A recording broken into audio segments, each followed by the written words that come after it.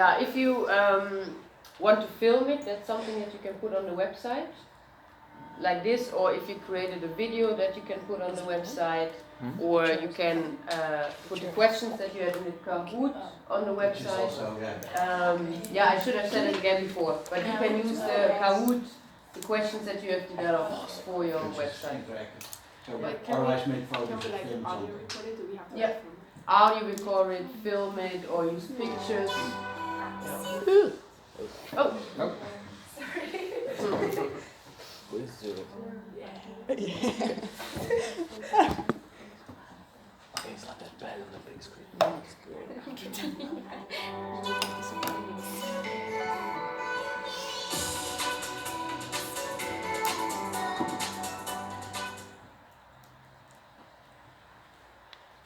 So good morning, ladies and gentlemen. I'll be your host for today. My name is Vera Kautova, and this is Behind Tourism, the Bungalow Park edition. So has any one of you visited the Bungalow Park before? Yes. Okay. Do you know? Are you aware of the challenges the sector is facing currently?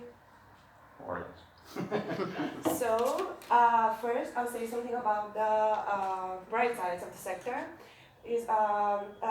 Bungalow parks provide much more space and luxury than, for example, tents, caravans, campers. There are much less limitations. At the same time, they're not like campsites because they provide much more unity. You see the campsites, there are all kinds of homes, mobile homes, tents, caravans, campers, all you can think of. And yeah, so now I will present to you a tourism analyst and a bungalow park manager too, so they can tell you more about the challenges. Good morning. Hello. Hi. So, Elisa, could you tell me more about yourself? So yeah, I'm Elisa. I am the general manager of the Bungalow Park Lemberg. Good to see you here today. Hello, well, pleasure to be here. My name is Pierre, as you have mentioned before, and I'm the tourism analyst specialized in bungalow parks. Thank you. So, Elisa, my first question is for you. How did the bungalow parks first appear? So first I would like to tell you about the term itself. So the bungalow parks were traditionally developed in Bengal region, which is a region in Indian subcontinent, and this term translates as the houses in the Bengal style. And the term first was found in English in 1696, so 17th century, and it was used to describe houses of English sailors in the shores of India, basically. And afterwards, bungalows were houses for English officials. So they were known in Britain and also in America, and they had like this luxurious and exotic meaning. And afterwards, bungalows were brought to broader audience in 19th century, where the start of bungalow parks basically, started. Bungalow parks started in 19th century. This is what I was about to say. Yeah. Yes, all right, thank you. And Pierre, my next question is to you. What are the potential obstacles of the sector? But what we currently face is that within like the individual sector, there are a lot of individuals who are offering bigger homes to guests to stay in another place, which can be a difficult thing for bungalow parks because it's basically another competition what's there, and it can be a threat for the bungalow parks. Other than that, we all know hospitality because we're filled in a classroom with students we're specialized in hospitality, and we all know that it's very hard to basically give every guest the satisfaction that they want. It's about, for the bungalow parks, it's more like trying to make the expectations of the guests true, and so they perceive it in a good way and try to exceed them, and that way you obviously get your guest satisfaction that you want. Also, legislation right now can be a bottleneck for bungalow parks. We all know the new privacy laws that are implemented right now, and that data, personal data of the guests are becoming more and more valuable, and also they have to be prioritized by the bungalow parks. That definitely that is protected well, and that staff is taught how to how to deal with the privacy of the customers. Make sure that the security is done well. And what is the main target group of the bungalow park sector? What do you think? The main target group is probably it depends. Probably families. We see right now a big rise in the family market within the bungalow sector, which means that not only one family but multiple families are going on vacation together. They rent bigger bungalows, and what's quite interesting is that usually those reservations for the bigger bungalows are being done in lower season rather than high season. So they struggle to rent out the bigger bungalows during the high season, whereas in lower season it's easier to do, and that's quite remarkable. Other than that, also flexibility is becoming more and more important, because basically guests want to have like an easier way of going to their accommodation. For example, Friday is known as a big switch day for people. One of the guests goes out, the other one comes in. What you then get is, in general, in all touristic places, that everyone is going at the same time, which basically means that traffic jams can happen and stuff.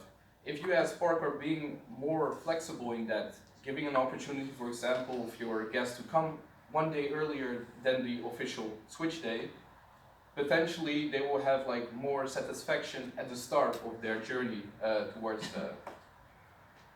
hospitality and within their vacation. Lisa, how does your park deal with seasonality? Are there any differences in the seasons? Of course there are. Of course there are differences, and seasonality is a big issue in the whole hospitality sphere. And as Kira mentioned, the most bookings are done in the low season, and then people are actually coming in the high season. Also, there are issues with employees, and from my experience, our park is doing well, and we have. What was your park again? Could you tell the audience? A lumber park, I'm the general manager of the lumber park, as I mentioned before, and our park is doing great in this term, but it's a big issue. And how do you see the future of the subsector and also your park?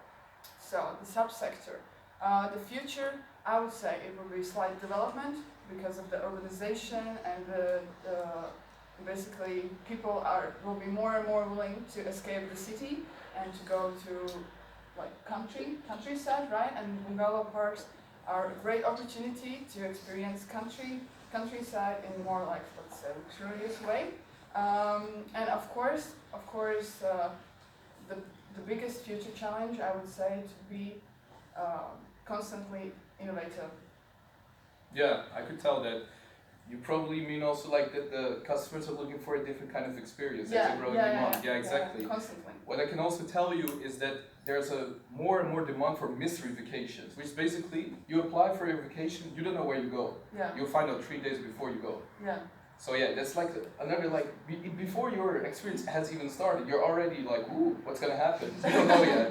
So that's true. That's true. You see a big growing demand in that as well, and I think it's also part of the innovation that the bungalow parks have to keep in mind, because I think the occupancy rate can also be divided more in bigger organizations. For example, if you have like 6 different locations in, for example, the Netherlands, and 5 of them are fully booked and 1 of them is not, well, hey, you can easily fill that with those mystery vacations, right? Yeah, that's true. But mystery vacations wouldn't be really, I feel, appealing for the families, because I feel like the families want security and to know what to expect. But also, in this sense, bungalow parks are great because we have a lot of attractions for children, so the parents can have their time alone, and we will take care of the children.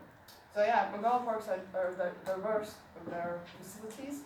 So they don't only provide accommodation but also entertainment for all kinds of things. For example, in our lumber park, we have pools, we have shops, we have like playgrounds for children as well. So we try to. And are you planning on expanding in the future? Is there any point in that, like different parks, or it will be only Limbeck? For now, we have only one park. near Breda actually, half an hour by train if you if you're ever interested in that. So yeah, we're focusing on developing this one. We'll see what future brings. Thank you a lot, guys. Do you have anything to add here? I think everything should be clear now. Maybe audience has some Do you, questions for us. do you have any questions? I have, if nobody wants to speak up. Lindbergh. So, it is a relatively small, unknown bungalow park, right? It's not like Center Parks or Landa that have a really big brand Yeah. connected to it. Why do people go there? Basically because of that, because we are a smaller park, we are less known, and I would say we're maybe a bit quiet, a bit quieter than the big Landau park. But get people aware of Lindau. How do they know of this place? How do they know? We are working on our digital marketing, which is the biggest way how we attract people, and of course we are encouraging our customers to recommend our park to others. Yeah, and I also saw that you recently have signed a deal with Vakansolai to also cooperate with them. That's true. Yeah, That's true. That's true. Okay. If you look at the difference, we have center parks maybe at the top of the market, then we have Wandel somewhere in between, and then the more public parks, or more private parks in the end. What's the future for a park like Center Parks? Do you have any idea what they are looking for? Because they are already top of mind now, yeah. but on the other hand, it's still important. expensive. Yeah, I think it's important that they keep their position there. That's probably their main focus in the near future. Especially what I mentioned before, for example, those mystery vacations for bigger organizations, it's more attractive, obviously, than, for example, Limburg Park. However, we never know what the future brings, and it's important for center parks to constantly analyze the trends that are going on in society, making sure that they keep up with the demand of their customers. Right now, the economy is stabilizing slowly, so people are looking for more luxurious experience because they're more willing to spend, and probably innovation is one of their biggest challenges in the future, I believe.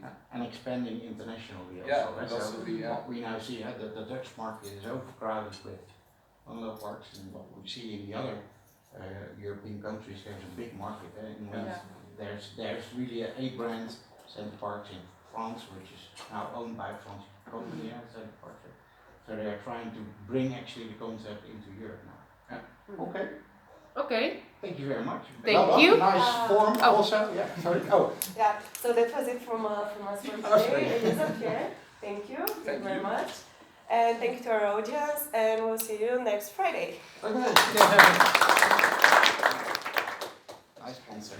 Yeah. Alrighty.